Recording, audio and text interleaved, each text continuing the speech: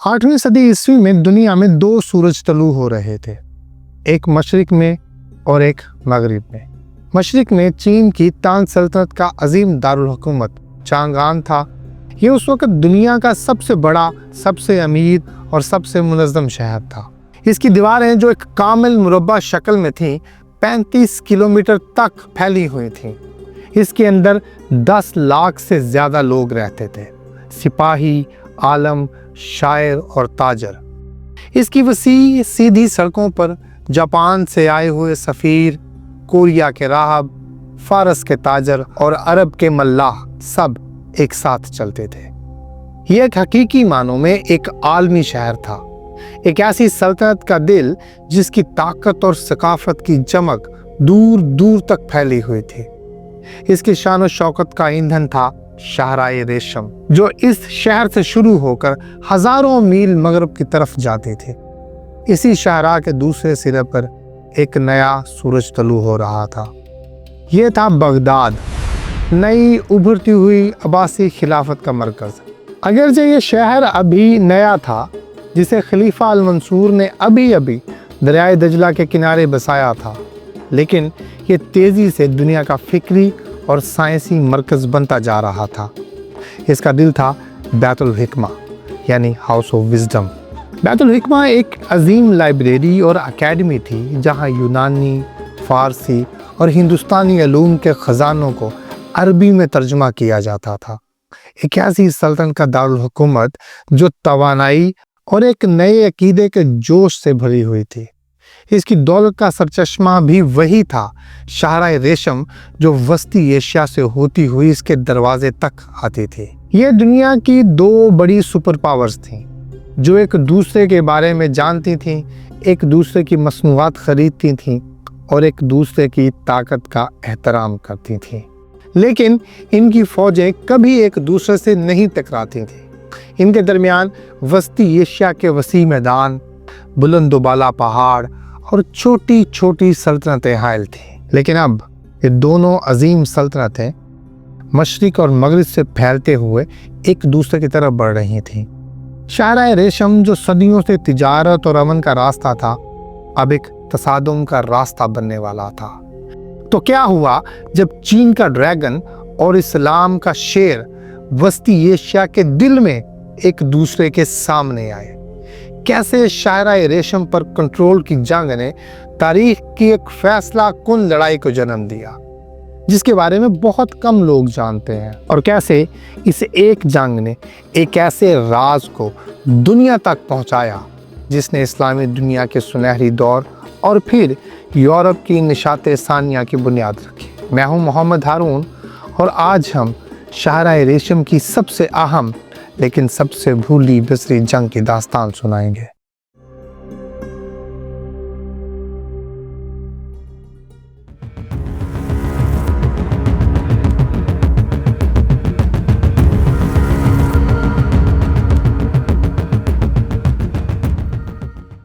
दोस्तों, इस अजीम तसादुम को समझने के लिए हमें इन दो सुपर पावर्स की नफ्सियात को समझना होगा। 8वीं सदी ईस्वी में चीन की तांग डायनेस्टी अपनी तारीख के सुनहरे दौर से गुजर रही थी। ये सिर्फ एक चीनी सल्तनत नहीं थी, ये एक कसीरुल कौमी यानी कॉस्मोपॉलिटन सल्तनत थी। इसके दरबार में मुख्तलिफ नस्लों और मज़ाहब के लोग मौजूद थे। इसका शहंशाह शुआंगज़ोंग खुद एक शायर और फन का सरपरस्त था। लेकिन इस सकाफती नरमी के पीछे एक आहनी फौजी ताकत छुपी हुई थी। तांग सल्तनत एक तौसी पसंद ताकत थी। उसने एक पेशावर फौज बनाई थी और अपनी सरहदों को हर तरफ फैला दिया था। उसकी सबसे बड़ी कामयाबी थी मगरब की तरफ तौसी। उसने मौजूदा सिंकियांग के शहरों जैसे काशगर और कूचा को फतह करके शाहराए रेशम के सबसे अहम हिस्से पर अपना कंट्रोल कायम कर लिया था। अब वो वस्ती एशिया यानी मावराउन नहर की तरफ बढ़ रहे थे, ताकि वो इस पूरे तिजारती रास्ते के बिला शिरकत गैर मालक बन सकें। दूसरी तरफ इस्लामी दुनिया में अभी अभी एक बहुत बड़ा इनकलाब आया था। 750 ईस्वी में अब्बासियों ने दमिश्क में कायम उमवी खिलाफत का तख्ता उलट दिया था। यह सिर्फ एक ख़ानदान की दूसरे ख़ानदान से तब्दीली नहीं थी, یہ ایک نظریاتی اور جغرافیائی تبدیلی تھی۔ امویوں کا رخ یعنی امیینز کا رخ مغرب یعنی بحیرہ روم اور یورپ کی طرف تھا، لیکن عباسی جن کی حمایت کا بڑا مرکز فارس اور خراسان تھا، انہوں نے خلافت کا رخ مشرق کی طرف موڑ دیا۔ انہوں نے اپنا نیا دارالحکومت دمشق سے ہٹا کر بغداد میں بنایا، جو قدیم فارسی سلطنت کے دل کے قریب تھا۔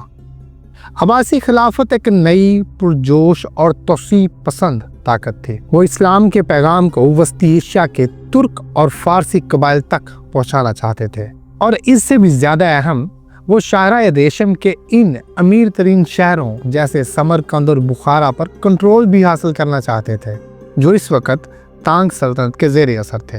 اب دنیا کی اشتراک کی بساط بچ چکی تھی۔ دنیا کی دو سب سے بڑی سپر پاورز مشرق اور مغرب سے پھیلتے ہوئے ایک دوسرے کی طرف بڑھ رہی تھیں۔ ان کا حتمی انعام تھا وسطی ایشیا، وہ خطہ جسے تاریخ دان دنیا کے دل یعنی دا ہارٹ لینڈ کہتے تھے۔ یہ صرف ایک زمین کا ٹکڑا نہیں تھا، یہ شاہراہ ریشم کی روح تھی۔ سمرقند، بخارا اور فرغانہ جیسی وادیاں صرف شہر نہیں تھے، یہ تہذیب، دولت اور طاقت کے مراکز تھے۔ جو بھی ان پر کنٹرول حاصل کر لیتا، وہ مشرق اور مغرب کے درمیان ہونے والی تمام تجارت کا مالک بن جاتا۔ یہ ایک ایسا انعام تھا جس کے لیے دونوں سلطنتیں کچھ بھی کرنے کو تیار تھے۔ تانگ سلطنت اپنے عظیم شہنشاہ شوان زونگ کی قیادت میں مغرب کی طرف ایک ناقابل شکست قوت کی طرح بڑھ رہی تھی۔ ان کا سب سے بڑا جرنیل تھا گاؤ زیانزی۔ گاؤ زیانزی کوریا کی نسل سے تعلق رکھنے والا ایک شاندار کمانڈر تھا۔ اس نے ناقابل یقین فوجی کارنامے انجام دیے۔ 747 عیسوی میں اس نے اپنی فوج کی قیادت کرتے ہوئے پامیر کے برف پوش پہاڑوں کو، جو 15,000 فٹ سے زیادہ بلند ہے، پار کیا۔ یہ ایک ایسا کارنامہ تھا جو صدیوں تک دوبارہ کوئی نہ دہرا سکا تھا۔ اس نے تبت کی سلطنت کو شکست دی اور وسطی ایشیا پر چینی اثر و رسوخ کو اس کی انتہاؤں تک پہنچا دیا۔ دوسری طرف نئی عباسی خلافت بھی مشرق کی طرف پھیل رہی تھی۔ ان کا خراسان کا گورنر تھا ابو مسلم خراسانی۔ ابو مسلم خراسانی ایک پراسرار اور بے رحم شخصیت، جس نے خود عباسی انقلاب میں کلیدی کردار ادا کیا تھا۔ اس کی قیادت میں مسلم فوجیں وسطی ایشیا کے ترک قبائل کو شکست دے کر اور انہیں اسلام میں داخل کر کے ماوراء نہر کے علاقے پر اپنا کنٹرول مضبوط کر رہی تھیں۔ اب یہ دونوں سپر پاورز ایک دوسرے کے آمنے سامنے کھڑی تھیں۔ ان کے درمیان صرف چند چھوٹی چھوٹی مقامی ریاستیں باقی رہ گئی تھیں، جو شطرنج کے مہروں کی طرح استعمال ہو رہی تھیں، اور وہ چنگاری جس نے اس بارود کے ڈھیر کو آگ لگائی، وہ فرغانہ کی چھوٹی سی وادی سے اٹھی۔ فرغانہ جو اپنی خوبصورت وادیوں اور بہترین گھوڑوں کے لیے مشہور تھا، اب اس پر دو مقامی شہزادے حکومت کے دعوے دار تھے۔ ایک کی حمایت چین کی تانگ سلطنت کر رہی تھی اور دوسری نے مدد کے لیے عباسی خلافت سے رابطہ کیا۔ اب یہ صرف ایک مقامی جھگڑا نہیں رہا تھا، یہ دو سپر پاورز کی انا کی جنگ بن چکا تھا۔ گاؤ زیانزی چین کا ایک فاتح جرنیل، ایک بہت بڑی فوج جس میں اس کے چینی سپاہیوں کے ساتھ اس کے وسطی ایشیائی ترک اتحادی بھی شامل تھے، لے کر فرغانہ پہنچا۔ اس نے عباسیوں کے حمایت یافتہ حکمران کو شکست دے دی اور شہر پر قبضہ کر لیا۔ یہ عباسی خلافت کے لیے ایک براہ راست چیلنج تھا۔ ابو مسلم خراسانی نے فوراً اپنے سب سے قابل جرنیل زیاد ابن صالح کی قیادت میں ایک فوج روانہ کی۔ جولائی 751 عیسوی میں آج کے کرغستان اور قازقستان کی سرحدوں پر دریائے طلاس کے کنارے تاریخ میں پہلی اور آخری بار چین اور عرب کی دو عظیم سلطنتوں کی فوجیں ایک دوسرے کے آمنے سامنے آئیں۔ یہ تہذیبوں کا تصادم تھا۔ 751 عیسوی میں جولائی کی تپتی دوپہر میں طلاس دریا کی وادی تاریخ کے دھارے کو موڑنے کے لیے تیار تھی۔ ایک طرف چین کے شاہی پرچم ہوا میں لہرا رہے تھے، جن کے نیچے جنرل گاؤ زیانزی 30,000 بہترین سپاہی، جن میں تانگ فوج کے ماہر تیر انداز اور ان کے کارلوک ترک اتحادی شامل تھے، سوارا تھے۔ ان کی آنکھوں میں پامیر کے پہاڑوں کو فتح کرنے کی چمک تھی۔ اور دلوں میں ایک عظیم سلطنت کے طاقت کا غرور۔ دوسری طرف عباسی خلافت کا پرچم سیاہ تھا، جس کے سائے میں زیاد ابن صالح کی فوج کھڑی تھی۔ یہ فوج تعداد میں شاید زیادہ تھی، لیکن اس کی اصل طاقت اس کے تنوع میں تھی۔ یہاں عرب کے صحراؤں سے آئے ہوئے جنگجو، فارس کے گھڑ سوار اور خراسان کے نئے مسلمان سب ایک عقیدے اور ایک مقصد کے لیے متحد تھے۔ ان کے لیے یہ صرف زمین کی جنگ نہیں تھی، بلکہ اپنے نظریے کے سرحدوں کو محفوظ کرنے کی جنگ تھی۔ جنگ کا آغاز ہوا۔ پہلے 4 دن وادی ناروں، تلواروں کی جھنکار اور زخمیوں کی چیخوں سے گونجتی رہی۔ گاؤ زیانزی کی فوج نے اپنے بہترین جنگی حکمت عملی کا مظاہرہ کیا۔ ان کے تیر اندازوں نے آسمان سے تیروں کی ایسی بارش برسائی کہ عباسی فوج کا ہر حملہ پسپا کر دیا۔ چینی فوج کی آہنی دیوار کو توڑنا ناممکن لگ رہا تھا۔ زیاد ابن صالح کے سپاہی بہادری سے لڑتے رہے، لیکن ہر شام جب سورج غروب ہوتا تو میدان جنگ میں کوئی واضح فاتح نظر نہ آتا۔ پھر 5واں دن آیا، وہ دن جب تاریخ نے اپنا فیصلہ سنانا تھا۔ جب جنگ اپنے عروج پر تھی، دونوں جرنیلوں نے اپنے آخری دستے بھی میدان میں جھونک دیے تھے۔ گاؤ زیانزی کو یقین تھا کہ عباسی فوج کی ہمت اب جواب دے رہی ہے اور ایک آخری دھکا انہیں فتح دلا دے گا، لیکن اس نے شطرنج کی بساط پر اپنے ہی ایک مہرے کی نیت کو غلط پڑھا تھا۔ کارلوک ترک، جو تانگ فوج کا ایک اہم حصہ تھے، وہ ان کی پشت اور رسد کی لائنوں کی حفاظت پر مامور تھے، خاموشی سے عباسیوں کے ساتھ رابطے میں آ گئے۔ وہ اپنے ترک بھائیوں کے خلاف چین کا ساتھ دینے پر پہلے ہی پشیمان تھے، اور عباسیوں نے انہیں بہتر مستقبل کا وعدہ بھی کیا تھا۔ عین اس وقت جب جنگ کی شدت ناقابل برداشت ہو چکی تھی، کارلوک ترکوں نے اپنی وفاداریاں تبدیل کر لیں۔ ایک لمحے کے لیے میدان جنگ میں ایک عجیب سی خاموشی چھا گئی، اور پھر وہ ہوا جس کا گاؤ زیانزی نے کبھی تصور بھی نہیں کیا تھا۔ چینی فوج کی پشت پر ان کے اپنے ہی اتحادیوں کی تلواریں بلند ہوئیں اور ان کے اپنے ہی ساتھیوں پر برسنے لگی۔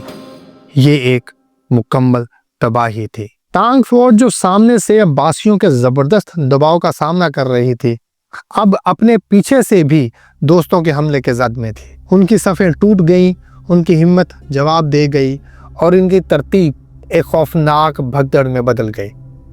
گاؤ زیانزی اپنے چند وفادار ساتھیوں کے ساتھ بمشکل اپنی جان بچا کر میدان جنگ سے فرار ہونے میں کامیاب ہو گیا۔ ہزاروں چینی فوجی یا تو مارے گئے یا قیدی بنا لیے گئے۔ دریائے طلاس کے کنارے مشرق کا ڈریگن زخمی ہو کر گرا تھا۔ چین کا مغرب کی طرف بڑھتا ہوا قدم ہمیشہ کے لیے رک گیا تھا۔ وسطی ایشیا اب ہمیشہ کے لیے اسلام کی ثقافتی اور سیاسی دائرۂ اثر میں داخل ہو چکا تھا۔ لیکن اس جنگ کا سب سے بڑا نتیجہ تلواروں سے نہیں، بلکہ علم سے لکھا جانا تھا۔ جنگ ختم ہو چکی تھی۔ میدان جنگ سے دور قیدیوں کے کیمپوں میں ایک ایسا خزانہ چھپا ہوا تھا جو وسطی ایشیا کی دولت سے کہیں زیادہ قیمتی تھا۔